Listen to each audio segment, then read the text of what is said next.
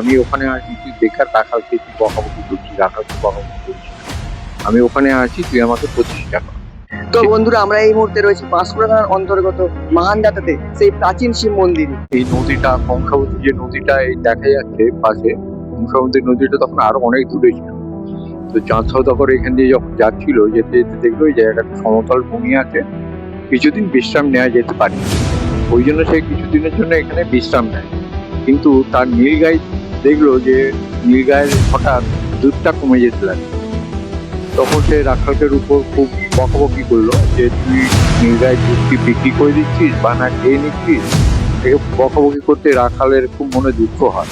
সে তখন ওই নীলগায়ের পেছনে লক্ষ্য রাখে আর কি। দেখতে দেখতে দেখলো যে ঠিক দ্বীপ্রহর মানে 12টার সময় এখানে তখন কুচুরি বন ছিল, প্রচুর কুচুরি বন। সেই কুচুরি বনের ভেতরে ঢুকে গেল, তার বাঁট থেকে অটোমেটিক দুধ পড়তে লাগলো।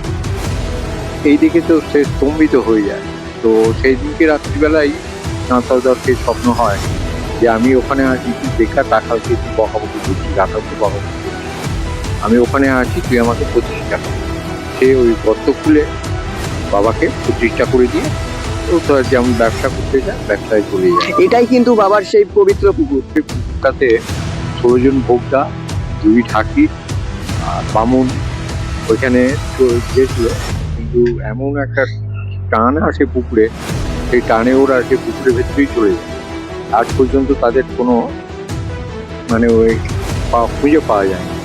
এই জন্য এখানে কোনো কিছুই হয় না। বাবার যখন ঘট ওঠে, নদীতে গিয়ে ঘট তুলতে হয়। যতই হোক না কেন, ঝড় জল বৃষ্টি, বাবার দুধ ঠিক চলে আসে।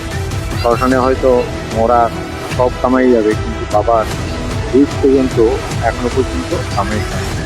দুধ ঠিক রেগুলার রেখে যাচ্ছে এখনো পর্যন্ত।